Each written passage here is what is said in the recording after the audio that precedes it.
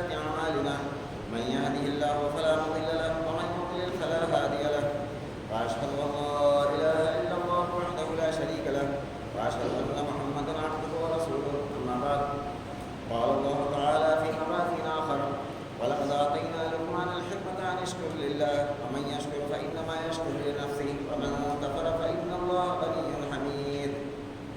ہر قسم کی حمد و ثنا، تعریف و توصیف بڑائی اور کبریائی لائق اور زیبا ہے صلی اللہ رب العالمین کے لیے جو ہم سب کا خالق و مالک ہے. درود و سلام کے بیش بہا نگرانی ذات مقدسہ مطہرہ پر جو ہم سب کے بیچ رشد و ہدایت بنا کر کے بھیجے گئے، جن کا نام نامی اسم گرامی احمد مصطفیٰ محمد مصطفیٰ صلی اللہ علیہ وسلم. میرے بھائی اور بزرگوں، آپ سب یہ جانتے ہیں کہ خطبہ مسنون کے بعد قرآن مجید کی وہی آیت کریمہ میں نے تلاوت کی ہے، جس کو پچھلے خطبے میں نے جس کی تفسیر اور مختصر تشریح کرنے کی کوشش کی تھی. اللہ ہم سب کو جو باتیں قرآن مجید کے تعلق سے ہمارے سامنے آ جائیں، اللہ ہم سب کو اس پر عمل کی توفیق عطا فرما دے. سورہ لقمان کی آیت نمبر 12 سے اور آیت نمبر 15 تک میں نے 3 آیتوں کی تشریح کی تھی، اور اس کا فلسفہ آپ سب کو پتہ ہے. میں ان آیتوں کو ذرا سے دہرا دیتا ہوں تاکہ بات تازہ ہو جائے ذہن میں، جو باتیں پچھلے خطبے میں آپ حضرات نے سنی تھی.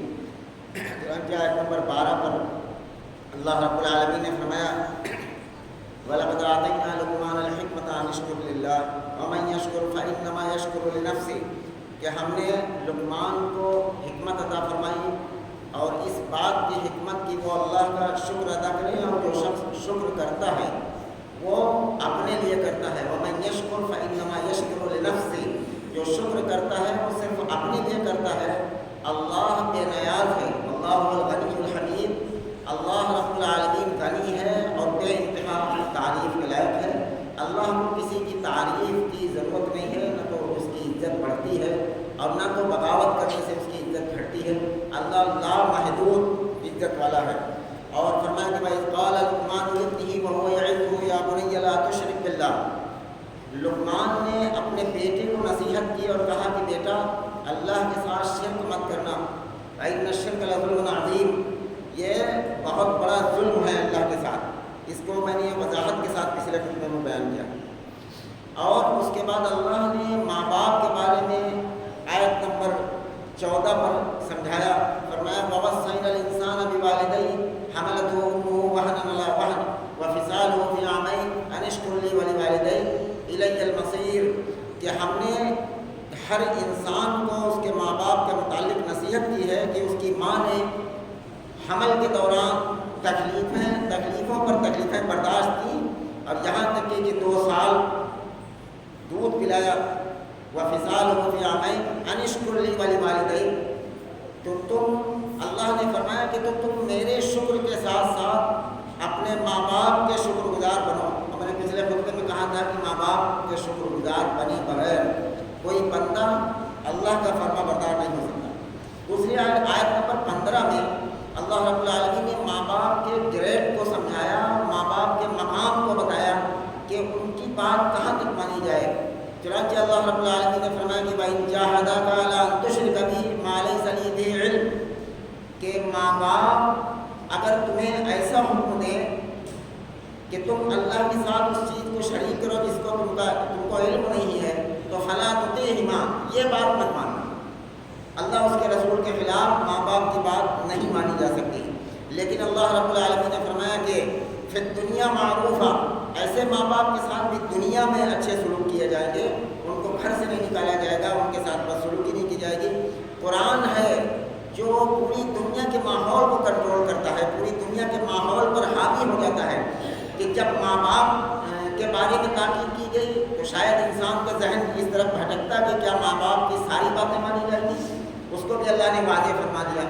اور ماں باپ اگر شرک کرنے کے لیے کہیں تو ان کی بات نہ مانی جائے، لیکن پھر ان کے ساتھ کیا کیا جائے اس بات کو بھی اللہ نے واضح فرما دیا کہ پھر دنیا معروفہ دنیا میں ان کے ساتھ اچھے سلوک کرو. وصاحبهما فی الدنیا معروفہ. اور فرمایا کہ واتبع سبیل من اناب الی ثم الی مرجعکم فانبئکم بما کنتم تعملون. سب کا لوٹنا میری طرف ہے، اور اس سے پہلے اللہ رب العالمین نے فرمایا کہ اس کی راہ پر چلنا جو میری طرف جھکا ہو۔ اللہ رب العالمین کی طرف سب سے زیادہ جھکنے والا، اللہ رب العالمین سے سب سے زیادہ اچھے تعلق رکھنے والی کون ہستی ہے اس روئے زمین پر؟ وہ ہے محمد رسول اللہ صلی اللہ علیہ وسلم۔ تو فرمایا کہ وَاتَّبِعْ سَبِيلَ مَنْ أَنَابَ إِلَيَّ، اس راستے کی پیروی کرنا، اس شخص کے پیچھے چلنا جو شخص جو ہے ثم من اناب الیہ، جو میری طرف جھکا ہو، اور ثم الیہ مرجعکم فانبئکم بما کنتم تعملون، کہ تم سب کو میرے ہی طرف لوٹ کر آنا ہے، تب تمہیں خبر کر دی جائے گی کہ تم دنیا میں کیا کرتے تھے اور کیا نہیں کرتے تھے۔ تو ساری باتیں آپ حضرات کے سامنے آ جائیں گی۔ اور یہ تو ہوئی حضرت لقمان علیہ السلام کی پہلی نصیحت، جو حضرت لقمان نے اپنے بیٹوں کو، اس میں بیٹوں کی گنتی نہیں ہے قرآن کے اندر کہ ایک بیٹا تھا یا کئی بیٹے تھے، اپنے بیٹوں کو نصیحت کی، اور دوسری نصیحت جو کہ اس کو بھی اللہ رب العالمین نے ہمیشہ کے لیے، قیامت تک کے لیے قرآن مجید کے اندر بیان فرما دیا۔ تو یہ ہے آیت نمبر 16۔ اس کے اندر اللہ رب العالمین نے فرمایا کہ یا بنی انہا ان تک مثقال حبۃ من خردل فتکن فی صخرۃ او فی السماوات او فی الارض یأتی بها اللہ ان اللہ لطیف خبیر۔ دیکھیے ان لوگوں کا تذکرہ اس لیے اللہ رب العالمین نے قرآن مجید کے اندر کیا ہے کہ جن لوگوں نے سچا پیغام دیا ہے لوگوں۔ حضرت لقمان نے اپنے بیٹے کو یہ دوسری نصیحت فرمائی کہ بیٹا، یا بنیا، اے بیٹا، انہا ان تک مثقال حبۃ، بیٹا دیکھو کوئی عمل اگر ایک رائی کے دانے کے برابر ہو، مثقال حبہ، ایک دانے کے برابر بھی ہو، اور من خردل فتکن فی صخرۃ او فی السماوات، اور فرمایا کہ پھر دانے کے برابر ہو، پھر وہ خواہ کسی چٹان یا آسمان میں ہو، فتکن فی صخرۃ او فی السماوات او فی الارض، آسمان میں ہو یا زمین میں ہو، یأتی بها اللہ، تب بھی اللہ رب العالمین قیامت کے دن اس اعمال کو حاضر کرتے ہیں۔ ان اللہ لطیف خبیر، بلا شبہ اللہ بہت باریک دیکھنے والا ہے۔ تو یہ وہ کون سی نصیحت ہے؟ حضرت لقمان اپنے بیٹے کو کیا سمجھانا چاہتے تھے؟ کہ اللہ رب العالمین کا تعارف کروانا چاہتے تھے کہ اللہ ہے کون۔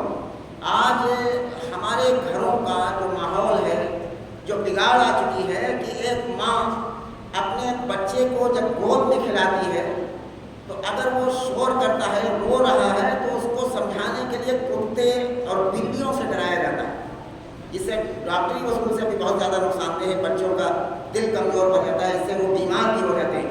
اچانک کہہ دیا جائے کہ بلی آ رہی ہے، کتا آ رہا، شیر آ رہا ہے، تو اس طریقے سے یہ ممانعت بھی اس کی ہے، اور اس سے بچوں کا دل بھی کمزور پڑتا ہے۔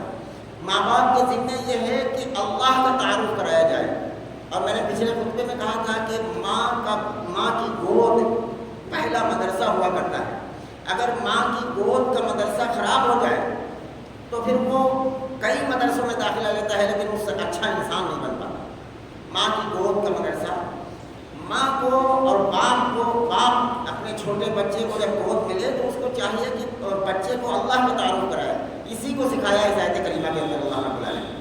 لقمان نے اپنے بیٹے کو سکھایا کہ اللہ وہ ہے کہ تمہارا کوئی عمل ایک دانے کے برابر بھی ہو، اور وہ چاہے کسی چٹان کے اندر ہو، اور فی السماوات یا فی الارض، یا آسمان کے اندر ہو یا زمین کے اندر ہو، یأتی بها اللہ، تب بھی اللہ رب العالمین حاضر کر دے گا، تاکہ بچہ ڈرے اپنے پروردگار سے، اپنے پالنہار سے۔ کوئی گناہ کرتے ہوئے، کوئی برائی کرتے ہوئے وہ ڈرے کہ اللہ ایک معمولی سے معمولی غلطی کو بھی اللہ رب العالمین قیامت کے دن حاضر کر دے گا۔ اگر ماں باپ اس قرآن مجید کی آیت سے یہ نصیحت لے کہ اپنے بچوں کو بچپنا اللہ کا تعارف کرانے میں گزار دیا، اللہ کو اللہ سے ڈرایا جائے کہ بیٹا اگر تم نے جھوٹ بولا تو اللہ رب العالمین تمہارے اس جھوٹ کو قیامت کے دن حاضر کر دے گا۔ اگر تم نے گالی بکی تو اس گالی کا جو عمل ہے، جو برائی ہے، اللہ رب العالمین قیامت کے دن حاضر کر دے گا۔ یہ سکھایا قرآن مجید کے اندر کہ بچوں کو اس طرح تربیت کی جائے، اس طرح ان کی اصلاح کی جائے کہ جب وہ اپنی عمر کو پہنچے پہنچے تو اچھا انسان ماں کی گود سے بن چکا ہو، جب اس کے بعد کوئی مدرسے کے اندر داخلہ کرایا جاتا ہے تب وہ اپنے مالک کو، اپنے رب کو پہچانتا ہے، جب قرآن مجید کی تعلیم اس کے اندر ہو۔ اب ماں باپ کس طرح سے سمجھاتے ہیں؟ کہیں تو کتے اور بلی سے ڈرایا جاتا ہے، اور اگر ان کو سمجھایا جاتا ہے تو دنیا میں ان لوگوں کے بارے میں ان کو بتایا جاتا ہے کہ جو دنیا میں ترقی یافتہ ہے، دنیا کے اندر مال و زر زیادہ ہے، دنیا کے اندر نام و شہرت زیادہ ہے، ان کا تعارف کرایا جاتا ہے کہ فلاں ہیرو ہے، وہ اتنی جد و جہد کر کے کیسے اس مقام پر پہنچا، فلاں کھلاڑی ہے وہ اس مقام پر کیسے پہنچا۔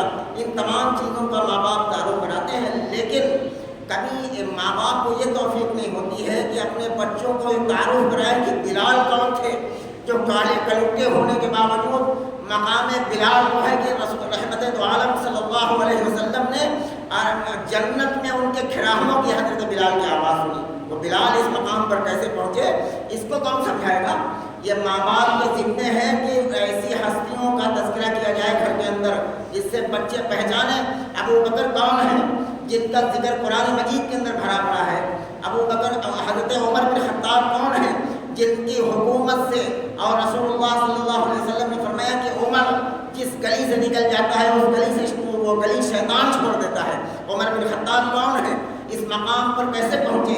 حضرت علی امیر المومنین داماد رسول حضرت علی کون ہے، حضرت حسین کون ہے، حضرت حسن کون ہے؟ ہمارے بچوں کے معلوم نہیں، بچوں کو تو چھوڑیے بوڑھوں کو نہیں معلوم کون تھے۔ اگر آج کا نوجوان اتنی بگاڑ آ چکی ہے میرے بھائیوں، دین سے اتنی بے رغبتی ہے کہ اس مسجد میں اگر ایک نوجوان سے پوچھا جائے کہ پچھلے سال میں کرکٹ کے اندر شتک کس نے پورا کیا تھا، فوراً بتا دے گا ایک نوجوان آج کے دور میں۔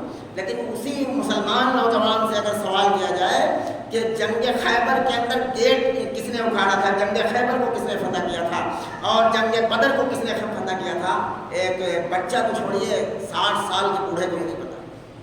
بے رغبتی کا عالم ہے۔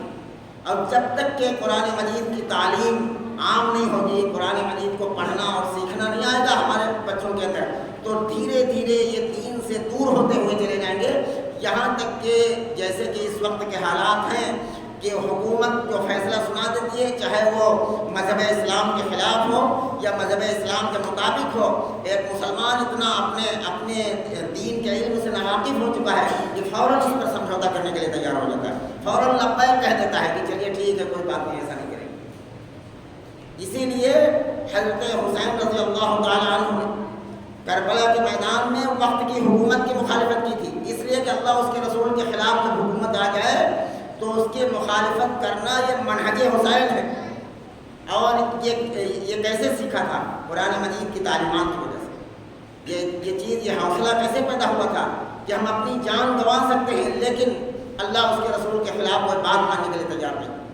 میرے بھائیوں، یہ صحابہ کرام کی زندگیاں ہیں جن کو گھر کے اندر تذکرہ کیا جائے تو اللہ رب العالمین نے حضرت لقمان کی اس نصیحت کو اس لیے قرآن مجید کے اندر ہمیشہ کے لیے ذکر فرمایا کہ تاکہ یاد رہے لوگوں کو کہ اپنے بچوں کو کیسے سمجھنا ہے۔ اب تیسری نصیحت دیکھیے، تیسری نصیحت بھی حضرت لقمان نے کی۔ سب سے پہلے کس بات کو سمجھایا؟ یا بنی لا تشرک باللہ، اے بیٹا دیکھو اللہ کے ساتھ شرک مت کرنا، وَإِنَّ الشِّرْكَ لَظُلْمٌ عَظِيمٌ، کہ شرک اللہ کے ساتھ سب سے بڑا ظلم ہے۔ اس کے بعد اللہ انسان کی زندگی کے ایک ایک پہلو کو، ایک ایک حرکات کو، چاہے وہ رات کی ہوں چاہے وہ دن کی ہوں، تمام حرکات کو اللہ کیسے حاضر کر دے گا قیامت کے دن، اس بات کو حضرت لقمان نے اپنے بیٹے کو سمجھایا۔ تیسری نصیحت، اللہ کے ساتھ شرک کرنے سے توبہ کر لے انسان، اور اللہ کی ربوبیت کا، اس کی الوہیت کا اور اس کے مقام کو پتہ ہو جائے تب اعمال کی شروعات ہوتی ہے انسان۔ اگر سب سے پہلے انسان کو اعمال کی دعوت دی جائے تو یہ قرآن مجید کے بھی خلاف ہے اور محمد رسول اللہ صلی اللہ علیہ وسلم کی سنت کے بھی خلاف ہے۔ رسول اللہ صلی اللہ علیہ وسلم نے سب سے پہلے کسی سے یہ نہیں کہا کہ تم نماز پڑھا کرو، کسی سے یہ نہیں کہا کہ تم روزہ رکھا کرو۔ سب سے پہلی جو دعوت تھی، صفا پہاڑی پر رسول اللہ صلی اللہ علیہ وسلم چڑھے اور یا صباحا کی صدا لگائی، اس کے بعد جب لوگ اکٹھا ہوئے تو سب سے پہلی جو دعوت تھی رسول اللہ صلی اللہ علیہ وسلم کی، تو آپ صلی اللہ علیہ وسلم نے یہ کہا کہ یا ایھا الناس قولوا لا الہ الا اللہ تفلحوا، اے لوگو اللہ کے سوا کوئی معبود نہیں ہے، اللہ کے سوا کوئی حاجت روا نہیں ہے، اللہ کے سوا کوئی مشکل کشا نہیں ہے، اس بات کو مان لو تو پھر کامیاب ہو جاؤ۔ سب سے پہلی چیز، جب تک کہ یہ بات انسان مان نہ لے تو اس کی نماز، اس کے روزے، اس کا اعمال کا کوئی مطلب ہی نہیں۔ حضرت لقمان نے اسی طریقے سے اپنے بیٹے کو سمجھایا، سب سے پہلی نصیحت جو یا بنی لا تشرک باللہ، اور دوسری نصیحت کی کہ بیٹا تم کوئی بھی کام کرو، چاہے اچھا یا برا، تمہاری نیکی یا برائی، چاہے وہ چٹان کے اندر ہو، چاہے وہ زمین کے اندر، چاہے آسمان کے اندر ہو، اللہ رب العالمین اسے ضرور حاضر کر دے گا۔ اب اعمال سکھا رہے ہیں حضرت لقمان اپنے بیٹے کو تیسری نصیحت کے اندر، فرمانا ہے یا بنی اقم الصلاۃ، بیٹا نماز کو قائم کرنا۔ اس سے یہ پتہ چلتا ہے قرآن مجید کا ایک اصول ہے، اور رسول اللہ صلی اللہ علیہ وسلم کی جو حدیث ساری حدیث کی کتابوں میں، بخاری میں، مسلم میں، ترمذی میں، ابو داؤد میں، ساری حدیث کی کتابوں کے اندر ہے۔ رسول اللہ صلی اللہ علیہ وسلم فرمایا کہ بنی الاسلام علی خمس، شہادۃ اللہ الہ الا اللہ وان محمد عبدہ ورسولہ، اقام الصلاۃ وایتاء الزکاۃ والحج وصوم رمضان۔ رسول اللہ صلی اللہ علیہ وسلم نے فرمایا کہ دیکھو اسلام کی بنیاد 5 چیزوں پر ہے، اس میں سے سب سے پہلی چیز یہ ہے کہ لا الہ الا اللہ محمد رسول اللہ کی گواہی دینا، اس کے بعد اقام الصلاۃ، نماز قائم کرنا، وایتاء الزکاۃ، زکوٰۃ دینا، والحج، اگر مال ہو تو حج کرنا، وصوم رمضان، اور رمضان مبارک کے روزے رکھنا۔ اعمال عقیدے اور ایمان کے بعد ہیں۔ عقیدہ اور ایمان کو سدھارے بغیر آدمی اگر دنیا سے چلا گیا تو بھی ہمیشہ کی جہنم، اور اگر اس کے سدھارے بغیر آدمی اعمال کرتا تو اس اعمال کا بھی کوئی مطلب نہیں۔ اعمال عقیدے اور ایمان کی درستگی کے بعد اعمال نفع دیتے ہیں۔ فرمایا کہ یا بنی اقم الصلاۃ، بیٹا نماز کی پابندی کرو، وامر بالمعروف وانہی عن المنکر، نماز کی پابندی کرو اور برے کاموں سے لوگوں کو روکو۔ اب یہ ہمت کا کام ہے۔ آج کے دور میں آدمی سب سے زیادہ اس چیز سے ڈرتا ہے۔ کوئی آدمی غلط کام کر رہا ہے اور آدمی اپنی عزت و شہرت کے لیے اسے منع نہیں کرتا، اور یہ فرض ہے۔ قرآن مجید کے اندر بے شمار مرتبے یہ لفظ آیا ہوا، وامر بالمعروف وانہی عن المنکر۔ کتنے مرتبے قرآن مجید جو لوگ تلاوت کرتے ہیں وہ جانتے ہیں قرآن کے اندر بار بار یہ الفاظ آتا ہے، اور یہ فرض ہے کہ جب کوئی برائی کو دیکھا جائے تو رسول اللہ صلی اللہ علیہ وسلم کی صحیح مسلم کے اندر حدیث ہے، حضرت ابو ہریرہ رضی اللہ تعالیٰ عنہ راوی ہیں، فرماتے ہیں کہ جب کوئی آدمی برائی دیکھے تو اس کو چاہیے کہ وہ اپنے ہاتھ سے اس کو مٹا دے، اور اگر ہاتھ سے نہ مٹا سکے تو پھر فَإِن لَّمْ يَسْتَطِعْ فَبِلِسَانِهِ، اس کو زبان سے منع کرے، اور اگر یہ بھی نہ کر سکے وَإِن لَّمْ تَسْتَطِعْ فَبِقَلْبِهِ ذَلِكَ أَضْعَفُ الْإِيمَانِ، یہ ایمان کا آخری اور سب سے کمزور حصہ ہے کہ جو کم از کم دل سے برا سمجھے۔ تو فرمایا کہ بیٹا یا بنی اقم الصلاۃ وامر بالمعروف، بیٹا نماز کو قائم کرنا۔ اچھا، قرآن مجید کے اندر کہیں بھی یہ لفظ نہیں ہے کہ نماز پڑھو۔ اس کی وجہ کیا ہے؟ پورے قرآن کے اندر آپ پڑھیے، پورے قرآن کے اندر جہاں بھی ہے اقیم الصلاۃ، صلاح قائم کرو۔ قائم کرنے کا مطلب یہ ہوتا ہے کہ نماز اگر پڑھنے کا حکم ہوتا تو جمعہ پڑھنے سے یا 24 گھنٹے میں ایک نماز پڑھنے سے کام چل جاتا۔ یہ قائم کرنے کا مقصد ہی یہی ہے کہ آدمی جب سے بلوغت کے قریب پہنچ جائے اس وقت سے لے کر موت تک کے لیے نماز ہمیشہ پابندی پڑھنا، اسے کہا جاتا ہے قائم کرنا۔ اسی لیے قرآن کے اندر نماز پڑھنے کا حکم نہیں کہ نماز پڑھو، اگر پڑھنے کا ہو تو کوئی جمعہ پڑھتا ہے، کوئی عیدین میں پڑھ لیتا ہے، پڑھتے تو سب ہیں۔ پڑھنے کا حکم نہیں ہے، قائم کرنے کا حکم۔ نماز ہمیشہ کے لیے قائم کر دی جائے، چاہے کیسے حالات ہوں، کیسا کام ہو، کیسا بزنس ہو، لیکن نماز کی پابندی اسے کہا جاتا ہے جو قائم کر دی جائے۔ فرمایا کہ یا بنی اقم الصلاۃ، بیٹا نماز کو قائم کرو، وامر بالمعروف وانہی عن المنکر، برے کاموں سے لوگوں کو روکو، اور بالمعروف وانہی عن المنکر، برے کاموں سے روکو اور حکم کرو اچھے کاموں کا۔ یہ ایک بہت بڑا فلسفہ ہے، اور یہ ہمت کا کام ہے، اور ہمت کا کام اللہ نے فرمایا وَاصْبِرْ عَلَىٰ مَا أَصَابَكَ، جو مصیبتیں آئیں تم پر تو صبر کرو، اور إِنَّ ذَلِكَ مِنْ عَزْمِ الْأُمُورِ، یہ ہے ہمت کا کام۔ آج کے دور کے اندر آدمی یہ سمجھتا ہے، پڑھا لکھا انسان یہ سمجھتا ہے کہ اگر اس برائی سے اس کو روکا جائے تو شاید میری دعوتیں نہ ختم ہو جائیں، سلام کلام نہ ختم ہو جائے۔ جو لوگ دیکھ کر کرسیاں چھوڑ دیتے ہیں، کہیں ایسا نہ ہو کہ وہ لوگ بے ادبی پر تل جائیں۔ اپنی عزت اور شہرت کے لیے اپنی دعوتیں چھوڑنے کی وجہ سے ایک جانکاری رکھنے والا انسان اور پڑھا لکھا انسان بھی کوئی برائی کو دیکھ کر خاموشی اختیار کر لیتا ہے، اس برائی کو روکتا نہیں ہے۔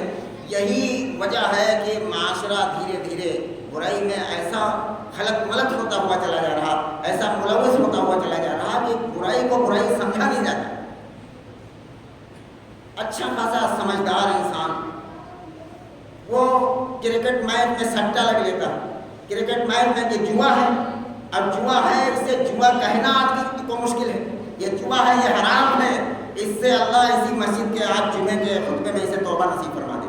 یہ کوئی چھوٹا موٹا کام نہیں ہے، بلکہ سورہ مائدہ کے اندر اللہ رب العالمین نے اسے حرام قرار دیا، جس میں یہاں تک کہ کوئی چیز کی شرط رکھ لی جائے، اور شرط بازی بھی حرام ہے۔ قرآن مجید کے اندر ہے کہ زبانی خرچ نہیں چلتا ہے کہ ہم قرآن کو مانتے ہیں یا حدیث کو مانتے ہیں، جو باتیں سامنے آئیں اس پر عمل کیا جائے اور اس کو چھوڑا جائے، اور جو حکم ملے اس پر عمل کیا جائے، اس کا نام ہے مسلمان ہونا۔ مسلمان ہونا یہ نہیں ہے کہ خالی کلمہ پڑھ لیا جائے۔ اگر ایسے مسلمان ہوا کرتا انسان تو بہت آسان طریقہ تھا کہ کوئی چوراہے پر بورڈ پر لکھ کر کلمہ لگا دیا جاتا، لا الہ الا اللہ محمد رسول اللہ، ہندی میں، انگلش میں، عربی میں، جو آدمی بھی نکلتا وہ کلمہ پڑھتا ہوا نکل جاتا کسی زبان میں، سب کے سب مسلمان ہو جاتے۔ کتنا آسان ہے۔ مسلمان اسے نہیں کہا جاتا، مسلمان وہ ہے کہ جب اسے اللہ اس کے رسول کا کوئی حکم آ جائے فوراً سر تسلیم ہم کرتے، مان لے اس بات کو کہ یہ بات غلط ہے، میں اس سے توبہ کرتا ہوں اور یہ حکم ملا ہے کہ میں اس پر عمل کرتا ہوں۔ تو فرمایا کہ وَأَمُرْ بِالْمَعْرُوفِ وَانْهَ عَنِ الْمُنْكَرِ، بیٹا نماز کو قائم کرو اور بری باتوں سے لوگوں کو منع کرو اور بھلی باتوں کا حکم کرو۔ إِنَّ ذَلِكَ وَاصْبِرْ عَلَىٰ مَا أَصَابَكَ، اور جب مصیبتیں آئیں تو اس پر صبر کرو۔ اس سے اس آیت کریمہ خود گواہی دے رہی ہے کہ جب یہ کام کیا جائے گا، لوگوں کو بری باتوں سے روکا جائے گا اور بھلی باتوں کا حکم کیا جائے گا، تو پریشانیاں آئیں گی، لوگ ستائیں گے، برا بھلا کہیں گے، تانے دیں گے۔ اسی لیے اللہ رب العالمین نے فوراً ان لفظوں کے بعد یہ فرمایا کہ وَاصْبِرْ عَلَىٰ مَا أَصَابَكَ، اس کام پر جو تمہارے اوپر مصیبتیں آئیں اس پر صبر کرو۔ إِنَّ ذَلِكَ لَمِنْ عَزْمِ الْأُمُورِ، صبر کرنا یہ ہمت کا کام۔ اور آگے بڑھتے ہیں جلدی سے، ایک آیت کریمہ کے اور تشریح کرنے کی کوشش کر رہا ہوں۔ اللہ رب العالمین نے قرآن مجید کے اندر جہاں بڑے بڑے احکامات نازل فرمائے، وہاں انسان کی وضع قطع کو بھی بیان فرمایا اور ہر نقل حرکت کو بھی بیان فرمایا اللہ رب العالمین نے۔ ولا فرمایا کہ ولا تصعر خدک للناس، لوگوں کے سامنے اپنے گال نہ پھلا، اپنا منہ بنا کر مت رہو، لوگوں کے سامنے منہ مت بناؤ۔ کبھی کبھی ایسا لگتا نہیں ہے کہ بعض لوگوں، اللہ ہم سب کی حفاظت فرمائے، یہ ایک کسی کی بات نہیں، ہر ایک کی بات، ہر ایک اپنا چہرہ ایسا بنائے کہ لوگوں کو دیکھ کر اس کا غم دور ہو جائے۔ ایسا نہ ہو کہ چہرہ ایسا بنائے کہ آدمی بات کرتا ہوا ڈرے کہ کب اس کے منہ سے ایک انگارہ نکل پڑے، کب بارود نکل پڑے اس کے منہ سے۔ ایسا منہ مت بنا کر دنیا کے اندر رہو۔ فرمایا کہ ولا تصعر خدک للناس، اس میں ناس کا لفظ ہے، ناس کہتے ہیں پوری انسانیت کو، چاہے وہ مسلمان ہو یا غیر مسلم، کسی سے بھی منہ بنانے کا حکم اللہ رب العالمین نے نہیں دیا، اس کو حرام کر دیا ہے۔ فرمایا کہ ولا تصعر خدک للناس، اپنا منہ بنا کر اس زمین پر مت رہو۔ اور فرمایا کہ ولا تمشی فی الارض مرحا، زمین پر، اللہ کی زمین پر منہ بنا کر مت چلو۔ اور ان اللہ لا یحب کل مختال فخور، اور نہ زمین پر اترا کر چلو، کسی تکبر کرنے والا کو اللہ رب العالمین پسند نہیں کرتا۔ ان اللہ لا یحب کل مختال فخور، جو فخر کرتا ہے، تکبر کرتا ہے، گھمنڈ کرتا ہے، اللہ ایسے شخص کو پسند نہیں کرتا بالکل۔ اور آگے اور بڑھتے ہیں، اللہ رب العالمین نے فرمایا کہ وَاقْصِدْ فِي مَشْيِكَ، اپنی رفتار درمیانہ پیدا کرو، یعنی جب آدمی زمین پر چلے تو نہ اتنی تیز چلے کہ لوگ گھبرا جائیں اسے دیکھ کر کہ کون سی مصیبت آ پڑی، کون سا حادثہ ہوا، نہ اتنی تیز چلے اور نہ اتنی دھیم کہ آدمی سمجھے یہ بیکار آدمی، اس کا کوئی کام ہی نہیں، اتنی آرام سے چل رہا۔ تو رب العالمین نے فرمایا کہ اپنی چال میں اعتدال پیدا کرو، درمیانی چال چلو، اور فرمایا کہ وقصد فی مشرق وغضض من صوتک، اور اپنی آواز کو بھی پست کرو۔ اور اللہ رب العالمین نے ایک ایسی بات کہی کہ جو ہر آدمی کو گھن آ جائے اس بات میں، فرمایا کہ ان انکر الاصوات لصوت الحمیر، بلا شبہ آوازوں میں سب سے بری آواز گدھوں کی آواز۔ جو لوگ دکانوں پر اور مارکیٹوں میں اپنے دوست احباب میں بیٹھ کر بہت زور سے باتیں کرتے ہیں، بہت زور سے شور مچاتے ہیں، اللہ رب العالمین نے ان کو منع کیا اور اس کو حرام کرا دیا کہ اپنی آواز کو پست رکھو، نہ اتنی ایسی آواز نہ ہو جس سے دوسرے کو تکلیف پہنچے، نہ اتنی کم آواز ہو کہ جس سے بات کی جا رہی ہے اس کو سنائی نہ دے، اس کے لیے تکلیف کا سبب بن جائے۔ تو اتنی چھوٹی چیزوں کو اللہ رب العالمین نے قرآن مجید کے اندر بیان فرمایا ہے۔ کم از کم آدمی پڑھنا شروع کرے، اما کم از کم اس کے ترجمے اور معنی کو پڑھے، اللہ کی کتاب کو سینے سے لگائے، دیکھو انسان کی زندگی کے اندر بدلاؤ ہوتا ہے کہ نہیں؟ قرآن و حدیث کی تعلیم نہ ہونے کی وجہ سے میرے بھائیوں رونا ہے اس بات کا کہ معاشرے کے اندر اتنا بگاڑ آیا، کبھی دل اڑتا ہے اس بات کے کہ وہی محمد رسول اللہ کی امت ہے یا ہم لوگ جانور بن چکے ہیں۔ آپ صلی اللہ علیہ وسلم کے مسند احمد کے اندر ایک حدیث موجود ہے، آخری بات عرض کر رہا ہوں، فرمایا کہ ذرا غور سے سنیں اس بات کو اور اس کو یاد کریں، اپنے گھروں کے اندر اس کا تذکرہ کریں۔ مسند احمد کی روایت ہے کہ رسول اللہ صلی اللہ علیہ وسلم نے فرمایا کہ اپنی دیوار میں جب کیل ٹھوکو تو اس کا دھیان رکھو کہ پڑوس میں بغل میں کوئی سو تو نہیں رہا ہے، اس کی نیند میں خلل پڑ جائے۔ کیا یہ وہی اسلام ہے جس کے ماننے والے ہم اور آپ ہیں؟